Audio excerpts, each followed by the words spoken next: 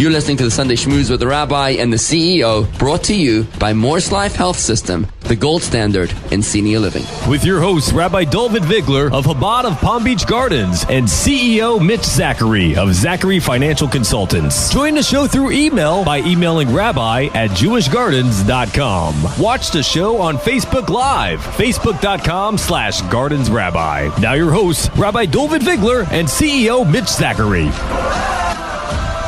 Separating the facts from the fiction, the Bubba Mises from the bottom line. This is the Rabbi and the CEO, Mitch Zachary of Zachary Financial Consultants. I'm Rabbi Dovid Vigler of Chabad of Palm Beach Gardens, where you'll find traditional Judaism for contemporary, cosmopolitan, and sophisticated Jews just like you. Learn more about us online at www.jewishgardens.com. That's www.jewishgardens.com. Good morning, Mitch. How are you this fine morning? So, Rabbi, listen, I'm doing okay, right?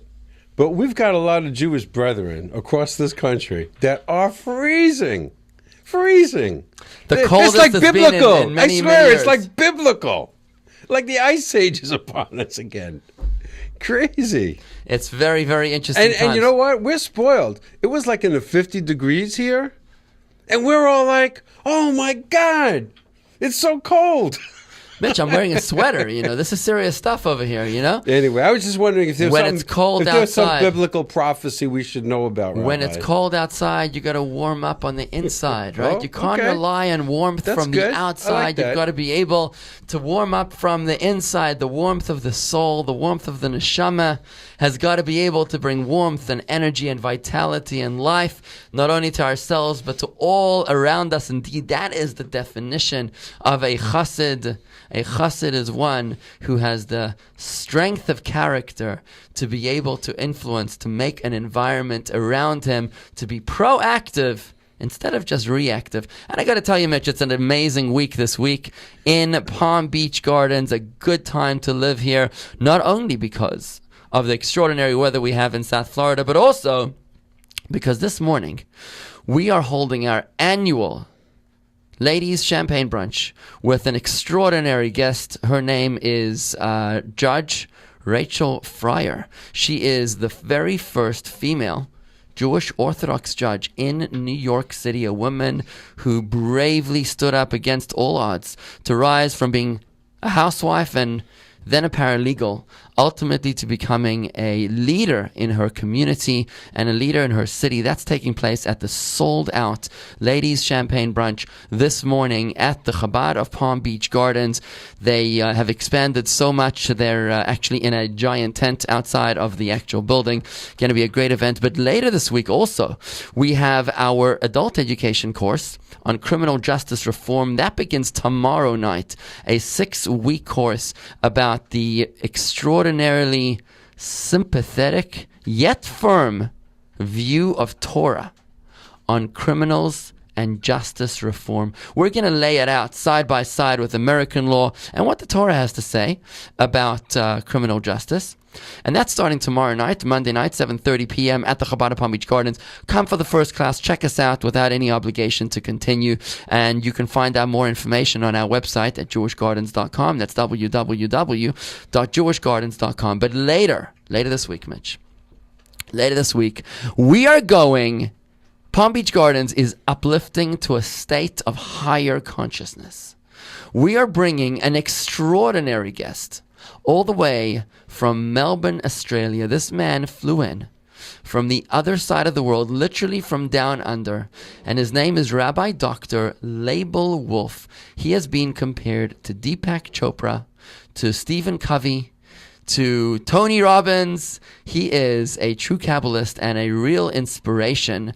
We are bringing him here to the Chabad of Palm Beach Gardens for a very special Shabbos, which is one of our few events that is for members only. This specific event is one of our few events only for members, and you can learn more information on how to become a member of the Chabad of Palm Beach Gardens online at jewishgardens.com/join, or by calling us at 561-6-CHABAD. That's 561-624-2223. And we have the great honor of having not only being able to welcome Rabbi Dr. Leib Wolf to the Chabad of Palm Beach Gardens this coming Shabbos. But we have the distinct honor and privilege of welcoming Rabbi Dr. Leib Wolf to Schmooze Radio right here, right now. Good morning, Rabbi Wolf. Shalom. Nice to be with you. Thank you very, very much for joining us. Tell us, Rabbi Wolf, what is a Kabbalist? A Kabbalist is really probably a very incomplete term, and it means so many different things. I suppose in the contemporary world, it seems to suggest someone who is able to take the laws of nature and manipulate them, but that's certainly not what I do. I study the Kabbalah through the Hasidic teachings in order to allow people to practice their self-mastery and their personal development, so they're much more appropriate, deeper, and wiser in the moment. So how is Kabbalah different to self-help, to other kinds of self-help that you'll come across in the bookstore? Well, they're all paths that lead to the same Rome, so to speak. In other words, I think we're all trying to gain the same mastery, and that is of self. In the Jewish spiritual tradition, the model that describes the nature and psychology of the human psyche, I think is probably the most developed of any that I had ever met up with, whether it be in the East and the West. I taught a course on comparative Buddhism and Judaism at university some years ago, and my Buddhist students were amazed at the degree of depth and understanding that our ancient Jewish spiritual teachings and Kabbalah have of the nature of human consciousness. And that's what I draw from. That's amazing. So this is something that everyone is able to access. Every human being is able to access the state of higher consciousness, the self-mastery, which is what you teach? Absolutely. Of course, it requires certain skills because in our own world stage today, where we're buffeted by the winds of change so very quickly and we are distracted with so many aspects of technology, our capacity to draw from our higher and deeper self, or to live in the moment, as the colloquialism is very sorely tested. And to be able to regain those capacities requires a relearning and a remastering of all the aptitudes that we as human beings always had. So it certainly sounds like we human beings are highly sophisticated creatures, and that we have tremendous internal struggles. You know, we're flawed beings in the sense that we struggle with ego and pride and anger and depression. What can Kabbalah do in order to free a person from something like depression? Well, when you mentioned all those various facets of negative traits, they're all common denominated by one feature: fear, insecurity, and probably therefore the singular most helpful modality would be to undo the fear. Now, one of the difficulties in Western psychology and in Western thinking is that there is no clear demarcation between mind and emotion. When we speak to people about mind, they tend to speak about their emotions and vice versa. Whereas in the Jewish spiritual teachings, there's a very clear distinction. So the first step to undo all of those negative aspects is to be able to understand what is one's emotional state, where does it derive from, how is it impinged by the mind, how can it be reshaped, and how we can train to balance ourselves. So the specific one that you asked the question about, depression, it depends whether we're talking about normative depression or clinical depression. We have to draw the distinction. We use the word depression often as a synonym for sadness and upset. Well, that's normal balance of mind and emotion. Clinical depression is already when we have changed our body chemistry through our negative thinking and negative feeling to such an extent that we need to use medication, chemical means, to bring it back to a state of kick-off point again before we can exercise choice. So it really depends. So just to go back, what we try to do is to have self-understanding through our spiritual inner self, psychological inner self, and then to rebalance. So in other words, what you're saying is that again, I guess this morning in the studio is Rabbi Dr. Labor Wolf. He's this Kabbalist from Australia, world famous, lectures across the world, and published a very popular book called The Practical Kabbalah. He will be our guest at the Chabad of Palm Beach Gardens this Shabbat for one of our few members-only events, and you can find out more about how to become a member of the Chabad at jewishgardens.com. That's www.jewishgardens.com. Our guest this morning on the Sunday Schmooze is Rabbi Wolf, who's speaking about our ability to reach a state of higher consciousness, our ability to experience Kabbalah to the point that it actually has a very positive and profound impact upon our negative states of being, giving us a life that is more meaningful and a life that is more fulfilling. I just wanted to make sure that I understood what you said there, Rabbi Wolf. Did you say that a person can reach such a state of depression that they can only be helped through medication? Yes, I think that's very true. You see, what happens is, certainly in the new field of neuroplasticity, we're certainly recognizing that when we habitually adopt certain patterns of thought, and if they be intensive negative patterns of thought, then they can repeat themselves and become deeper and deeper grooves of the mind, so to speak. And they can reach a point where, in fact, the mind in its negative state is sending all the wrong brain messages to the body in terms of its health. And the result of that is that a person starts to cave in. They become uncertain of themselves. They feel not confident of driving a car. They don't feel like meeting with people. They want to stay in bed with the covers over them.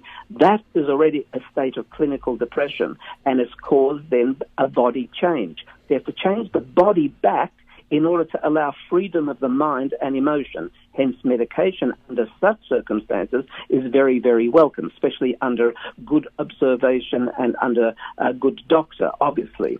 That will allow us then once again to have free choice, a level playing field, and to be able to opt for things in life in a very equal way. This is fascinating stuff. What you're effectively saying is that I think, therefore I am. When I have enough thoughts along a particular path, that becomes the actual physical makeup of my brain. I actually start to believe and become what I am thinking. That is what you're saying, correct? Absolutely. That's what the basis of neuroplasticity is. That the brain is a plastic item. We keep changing it. We change its internal shape. And we can choose to be able to deepen the grooves of positive thinking or negative thinking and make them habitual. Now, when it's habitually negative, it's going to have very negative takes on the body and therefore our life outlook. I love that, because Mitch, as part of our own spiritual journey, and Mitch and I, we've known each other for a very long time now, about 7 years, and in our spiritual growth with each other, I know that you've struggled a little bit here with the whole point of prayer.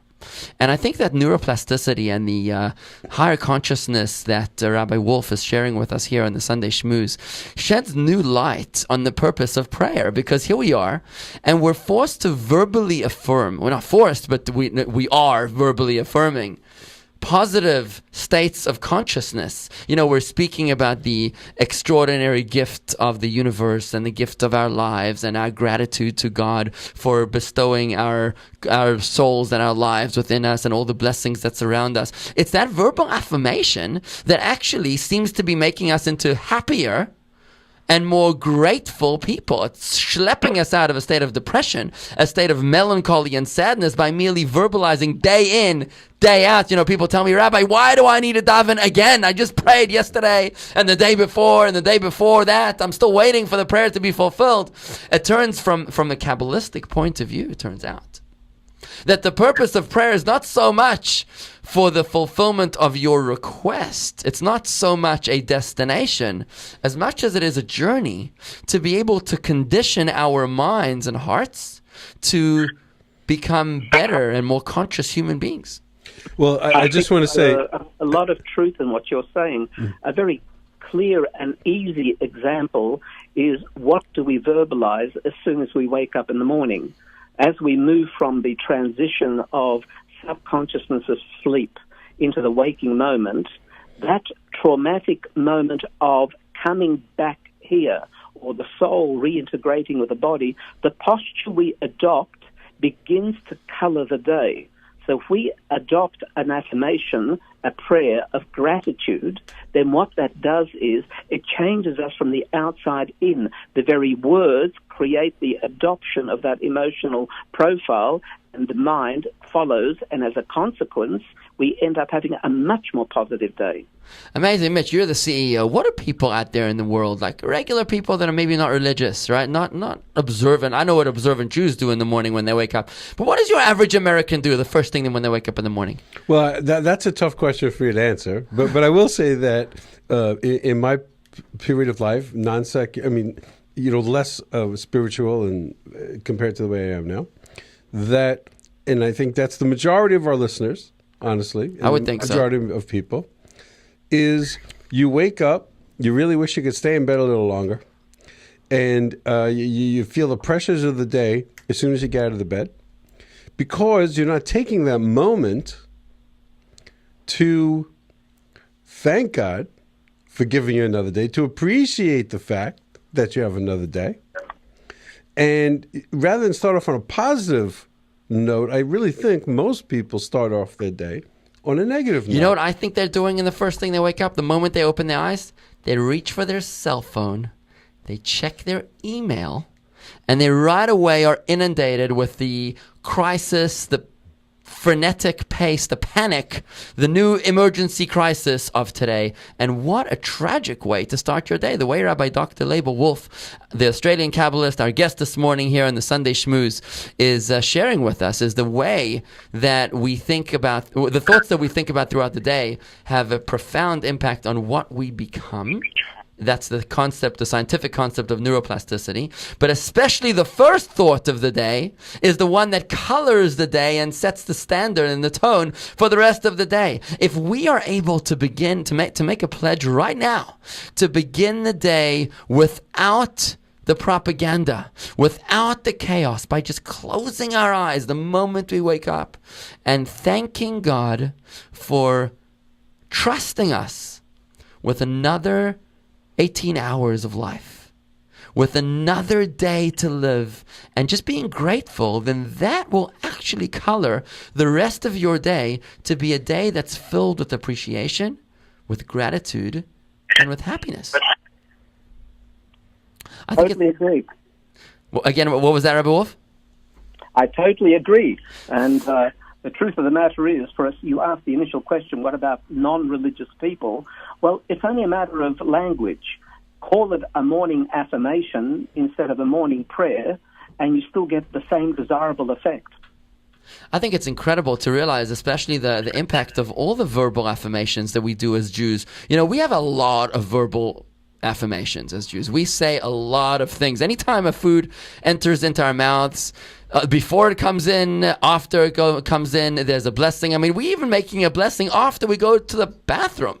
I mean, Mitch, you heard about this one? I have heard. I don't particularly do that. It's actually the most beautiful blessing, which is paying tribute to the extraordinary plumbing mechanism that God has invested in our bodies. You know, we're paying gratitude to God, and we're expressing gratitude for the extraordinary way that everything works just seamlessly. You know, when we digest, you know, food comes in, we make a blessing. Food comes out, we make a blessing. We're praying 3 times a day. We pray before we go to bed. When we wake up in the morning, all of this is not because we're just obsessed with God necessarily. And it's not even because God is craving our attention as much as God and the Torah is guiding us in a pathway of conditioning our thoughts, conditioning our words in a way that is positive, which is why I always felt, and I wonder what you'll think about this, Rabbi Wolf, I always felt that you've got to be really careful about not speaking curse words, not verbalizing curse words, not because they're inherently evil per se, as much as the tremendous negative impact that a curse word can have upon your own neuroplasticity, your own mind. You know, if you're introducing negative energy into your into your brain, into your heart, then that negative energy doesn't just dissipate. It stays there, it lingers, and it serves as an influence of the entire atmosphere of your brain. Why would you want to be bringing negative energy into your sacred shrine, into your sanctuary, into your heart of hearts, and your deepest state of consciousness?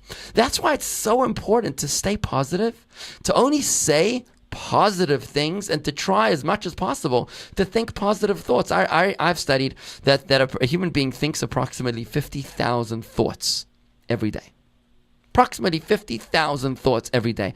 And if we're able to make sure that the majority, at least, of those thoughts are positive, are meaningful, are filled with content, then that has a profound impact upon the people that we actually become. And then the words of the Baal Shem Tov was, we are what we think. We become our thoughts, right? So I just want to make this very, very practical. I love this concept that you're sharing with us, Rabbi Wolf, our guest from Australia, is that if you're trying to bring some positive energy into your marriage, if your marriage is a little bit on the rocks, or maybe your relationship with your kids is a little not where it should be, or maybe your relationship with your parents, or even your colleagues at work or employees or something.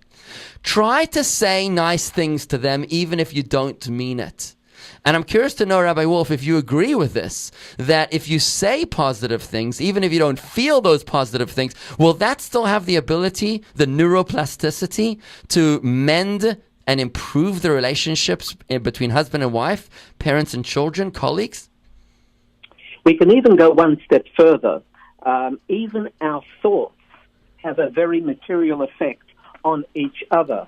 There's a wonderful teaching of one of the leading Hasidic rebbes of the Lubavitch dynasty, who noted that you can project a thought to someone on the other end of the globe, and through your thought affect them, not just spiritually, but materially, with your thought. In other words, we don't end at the surface of our skin. We continuously radiate energy out. How much more so do words have an impact? A butterfly effect. The butterfly fluttering its wings in Miami, Florida, has an effect on the weather patterns in Melbourne, Australia. The cause and effect is infinite. So certainly words, which are tangibility and in the world, have a very real effect. And there's a biofeedback loop. By creating those words, you also, as you are saying, affect oneself. And in so doing, you create a much better factor in the world at large of yourself by saying positive things. And of course, the negative is also true. Okay, so I've got to recap here. This is such a beautiful concept. Again, if you've just tuned in, you're listening to the Sunday Schmooze with the Rabbi and the CEO. Mitch Zachary is the CEO of Zachary Financial Consultants. I'm Rabbi Dovid Vigler of Chabad Palm Beach Gardens, where you'll find traditional Judaism for contemporary, cosmopolitan, and modern day Jews just like you. Learn about us online at www.jewishgardens.com. That's www.jewishgardens.com. Our guest this morning in the studio is the Australian Kabbalist, world famous for his lectures, his books, his speaking, is Rabbi Dr. Label Wolf of the Spirit Grow Center based in Melbourne, Australia. Rabbi Wolf is sharing with us the power of neuroplasticity, the power to be able to become what we think and what we speak, that we have the ability to change who we are on the inside through choices that we make on the outside. Specifically, Rabbi Wolf is sharing with us this extraordinary yet abstract energy, which is the power of thought. What you just said was that no action, there's no such thing as an action that doesn't have an effect. Even a butterfly in the USA will affect some sort of a weather pattern in the Far East, and that is famously known as the butterfly effect. But you've applied that even to the power of consciousness, the power of thought. Rabbi Wolf, can you elaborate, maybe give us an example of the power of thought to create an impact? Sure. What does thought mean? Thought means that somewhere out of the ether of space, in the deepest level of subconsciousness, in the highest realms of existence, we're swimming in a sea that is unknown. And then you and I, as an act of consciousness, draw from that wide sea, and out pops a thought. Means at that very moment, we're reshaping the whole cosmos to get that thought to come and surface. It becomes a pointed, concentrated piece of energy. And that concentrated, pointed piece of energy, you and I, as human beings, have the capacity to direct. So when I direct it in a positive way towards somebody, I'm actually taking the powers of the whole universe and allowing them to flow in the direction that I, as a free human being, have the capacity to do. That's very powerful, and that's why even a thought has a very real effect on the object of the thought. Wow. So here's my understanding of what you're saying over here, effectively. I'm going to try to explain this in my own words. And that is, you're saying that thinking makes you tired. Agree, Mitch? Thinking makes you tired, right? Sometimes. If you think hard a lot, if you're studying very deeply, you're going to get tired. It takes a lot of energy. It's brain power, brain food, you know? So thinking makes you tired. Thinking is energy. Like anything else, thinking is energy. You're actually drawing from some levels of consciousness that this is really energy. But when you think about it, every single physical object, a table and a chair, is not really a solid object. It's just densely packed atoms or molecules that are moving together. I mean, the difference between a solid, a liquid, and a gas is really how densely packed together are the atoms. A gas is more loose and a solid is more densely packed. But really, if you were to zoom in with a microscope inside of that table or the chair or the brick wall, you would not find a solid. You would find a lot like a miniature solar system where there's a lot of electrons and protons and neutrons and everything else that are moving around each other very, very, very, very quickly, so that to the naked eye, it looks like it's merely a static object. But in reality, on a subatomic level, really it is just energy in motion. So my understanding of what you're saying, Rabbi Wolf, our Australian Kabbalist from Melbourne, Australia, from the Spirit Growth Center, is that thoughts are exactly the same as a physical object, as money or as a bank or as a notice of foreclosure. Like a piece of paper is made out of energy, of atoms, so too a thought is made out of energy and atoms. And if what I'm saying is correct, then our positive thinking should be able to impact the positive outcome of our crisis. Yes, I'm probably saying a step further. I'm even saying that the chair that you're seated on, although it's a constant motion of atomic and subatomic particles, the subatomic particles themselves are ultimately energy, as energy and mass is interchangeable. And what we're drawing on is the universal creative energy, solidifying it as a thought, and thereby taking its most innate strength of energy as a piece of reality and projecting it and affecting someone else. But basically, I'm saying what you're saying, except I'm saying that really, ultimately, it's an energetic direction.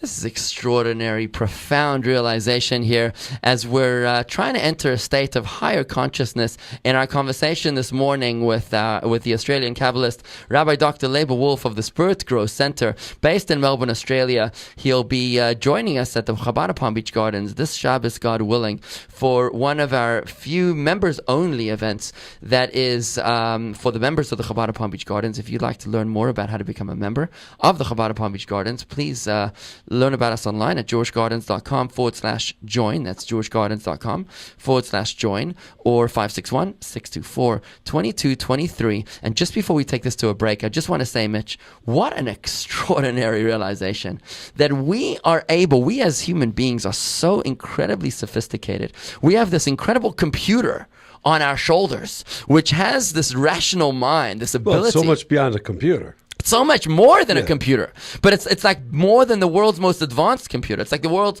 most advanced iPhone is nothing compared to our brains and the ability to, in that potential that it's able to wield. We can actually change the physical outcome of the crisis that we're in by extension of what the Kabbalist is telling us here today. If someone is suffering from a medical crisis, if you're in financial trouble, if your relationship is at a dead end, it is when you change your way of thinking, instead of drinking the Kool-Aid and perpetuating the cycle of negative energy. If you break that cycle by starting to think only positive thoughts, yes, we can. Hope that we can believe in. These are the slogans that really won an election, 2 election cycles here in the United States, right? Yes, we can, and hope we can believe in, and being able to tap into positive energy. We can recondition not only our own minds, but we can be projecting positive energy around us, which will impact the physicality of the medical condition, of the financial struggle, of the broken relationship, to be able to bring things together. And I have to say that this is exactly what our Kabbalists tell us when they say, Tracht gut, vet sein gut, think good. And that will immediately cause that the outcome will actually become good. This is not just some cute backhanded dismissal of someone else's problem. This is a profound Kabbalistic truth that we all have the power through our thoughts, through our positive thinking, our blind trust in God, to be able to bring about the desired outcome through our positive thinking. Rabbi Wolf, we'll have to go to a brief commercial break. We'll come back right after this. Please don't go away. We'll continue with more incredible Kabbalistic truths to be shared right here on the Sunday Schmooze. You're listening to the Sunday Schmooze with the Rabbi and the CEO, brought to you by Morse Life Health System, the gold standard in senior living. Now, back to your hosts, Rabbi Dovid Vigler and CEO Mitch Zachary. Separating the fact from the fiction, the Bubba Mises from the bottom line. This is the Rabbi and the CEO, Mitch Zachary, of Zachary Financial Consultants. I'm Rabbi Dovid Vigler of Chabad of Palm Beach Gardens, where you'll find traditional Jewish values for contemporary Jews just like you. Learn about us online at www.jewishgardens.com. That's jewishgardens.com. And that was heavy. We are talking It's pretty now. deep. It's deep stuff. Pretty deep stuff. We're separating the facts here from the fiction, Mitch, right? We're talking to the Kabbalist from Australia, Melbourne, Australia, Rabbi Dr. Labor Wolf. Now, you're down-to-earth CEO, Mitch. Is this more fact or more fiction for you? How do you connect to Somewhere this in between, Rabbi. You're being in nice. between. You're being too nice, Mitch. Tell us the truth. Spill the beans. Come on. How do you feel about this? Well, this is pretty deep stuff. It's very abstract. And, I'm an accountant by trade. And Hard and fast numbers. Everything in my world is black The and numbers white. have got to add up. The debits have to equal the credits. No, but I meant There's to pay the bill. nothing in between. But I meant to pay the bill. I was going to pay the bill. That doesn't work for the IRS? No. So, Mitch, you're struggling with this concept of the neuroplasticity of the ability. Well, let me just interrupt. I never even heard of I don't know how many of our listeners are aware of what neuroplasticity is. It's a famous psychological concept. Okay. Modern psychological So until research. today, I never heard of that concept before. I just want to It is admit. it is a beautiful full concept disclosure. that we can shape who we are in the inside by how we behave and how we speak and how we think on the outside. But the most radical statement, the most radical realization that we came to today with Rabbi Dr. Labor Wolf is that our thoughts are tangible. Our thoughts can actually have a positive change to the environment and the experiences with which we are struggling. They can change a medical condition. They can improve a financial problem. They can turn something around merely by the power of thought. Now, Mitch, you and I have been together a long time, and I want to remind you, without getting too personal here, you personally went through a difficult period in your life. There was a challenge that you were facing. Well, I could be more specific. Okay, you tell us then. I know you don't want to invade my privacy, but I've had in my life where every 10 years I went through an incredibly difficult year. Every 10 years, 84, 94, 04. Tragedies. Deaths, financial, health, everything downhill. This is the curse of the fourth. Fourths. Every year, 84, 94, 04, and I'm telling you, each one worse and worse. But I knew you going into 14. And the end of 13, I told you this, that, oh my God, here comes 14. It's a year that ends in a 4. I don't know what's bracing for impact. This is going to be bad. And you took me to the Ohel. To the Rebbe's gravesite in New York. To the Rebbe's gravesite. And you said, just write it all down. Pray to the Rebbe. And ask the Rebbe to be your advocate before God. And I wrote it all down, and 14 was great. So I just want to say, I wasn't so sure of that because we started early January 14.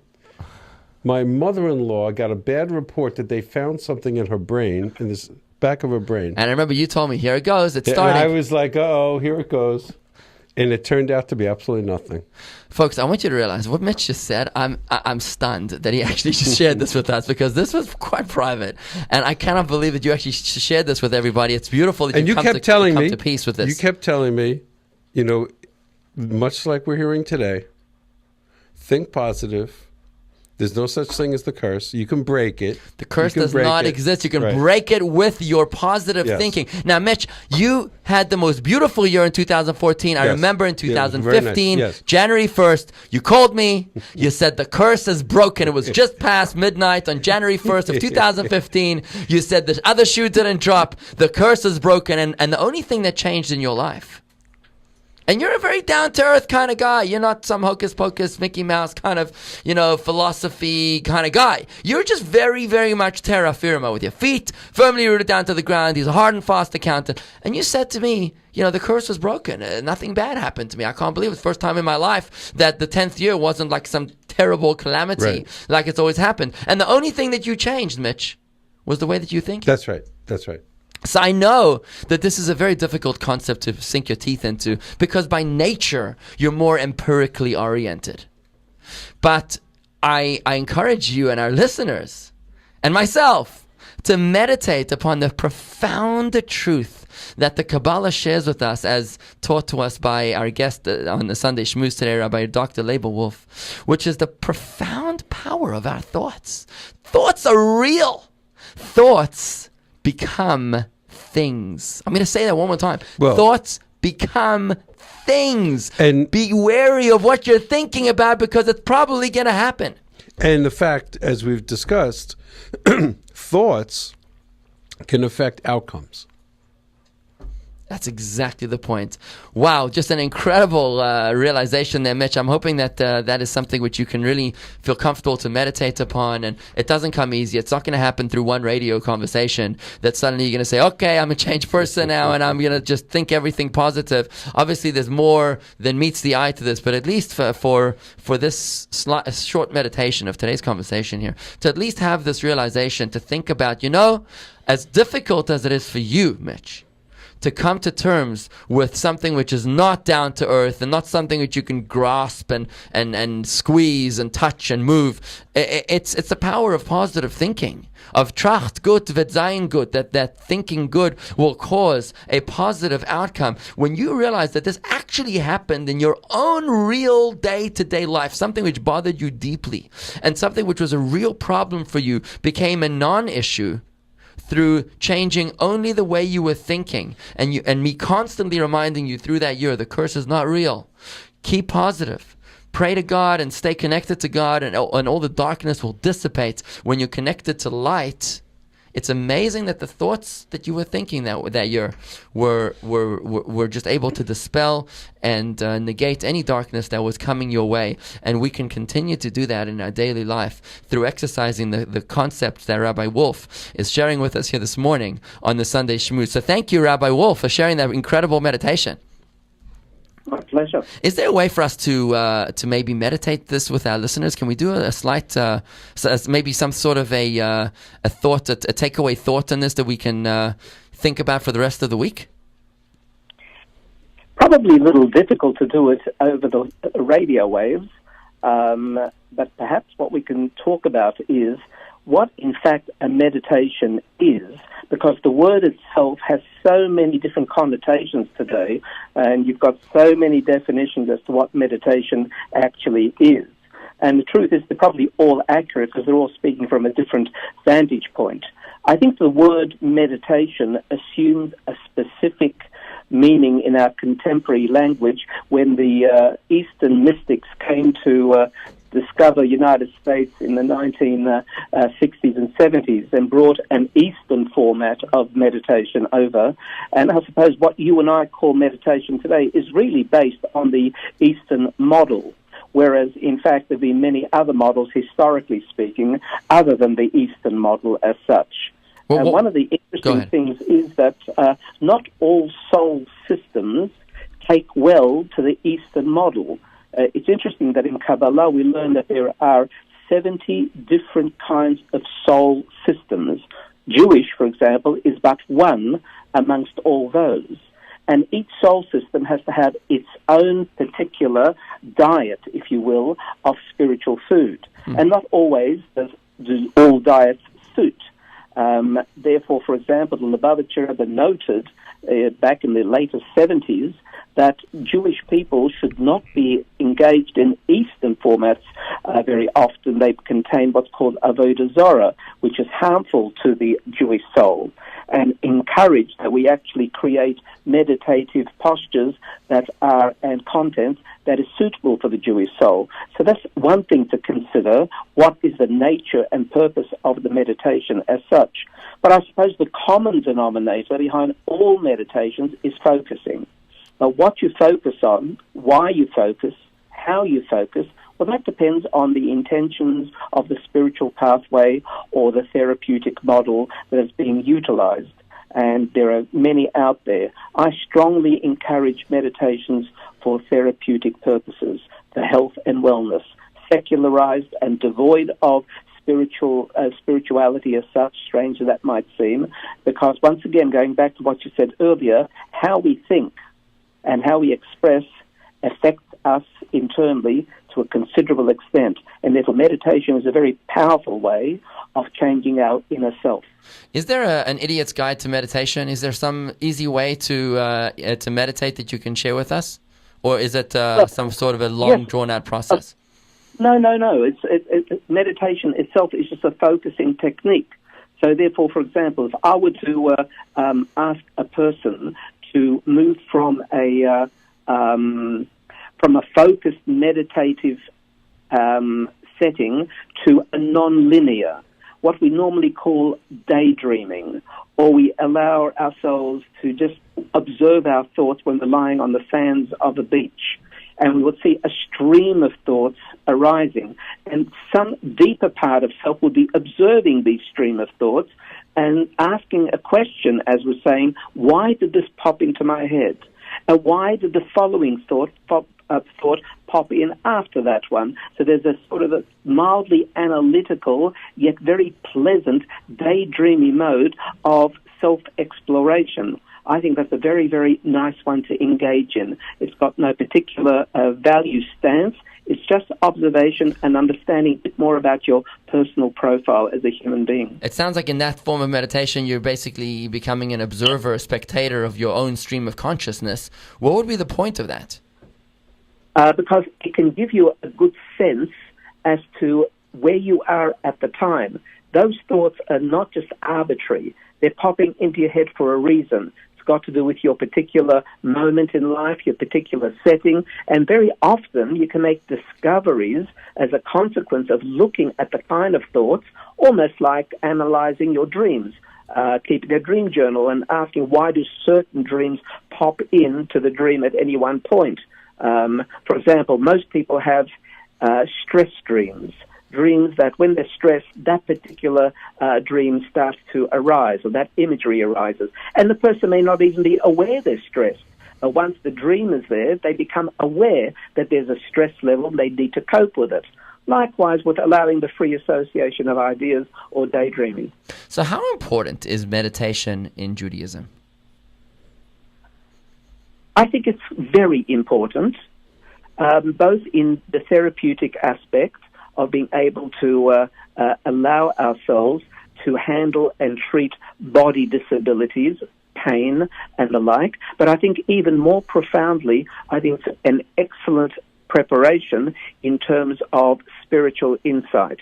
So, for example, the tradition is within the Chabad Hasidic idiom is before we pray, we actually take a book, a wise wisdom teaching book. We study it for half an hour to an hour, and then we draw on one concept, and we focus on that one concept to internalize it, so that the behavior of the day has that concept embedded in it.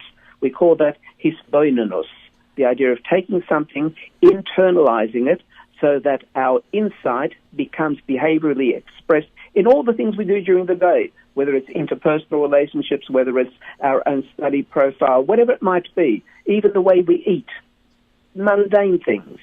And that's a very important meditative exercise. Our guest this morning on the Sunday Schmooze is Rabbi Dr. Leibowolf of Melbourne, Australia. He is a world-famous Kabbalist. He's a lecturer and author who has written a book by the name of Practical Kabbalah. You can find it in fine bookstores around the world.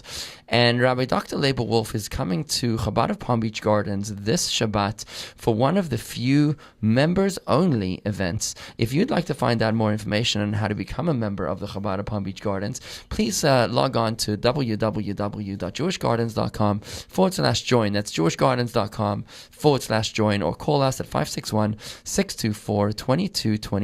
That's 624-2223. We're talking about the importance of meditation in the context of the power of our thoughts. You see, what you think is what you become. Thoughts become things. And when we're able to tap into the state of our mind, when we're able to step out of the world of distraction, the cacophony of billions of dollars of marketing that are constantly bombarding us from every which angle and direction, from our email and Gmail to our billboards and pop-ups and God knows what else, distractions, for us to be able to experience a state of meditation, a state of consciousness where we can look out inside instead of outside, to be able to identify with who we are without all the noise, without all the static, without all the balagan, as we say in Yiddish, that surrounds us. It's then that we're able to unleash the power of our consciousness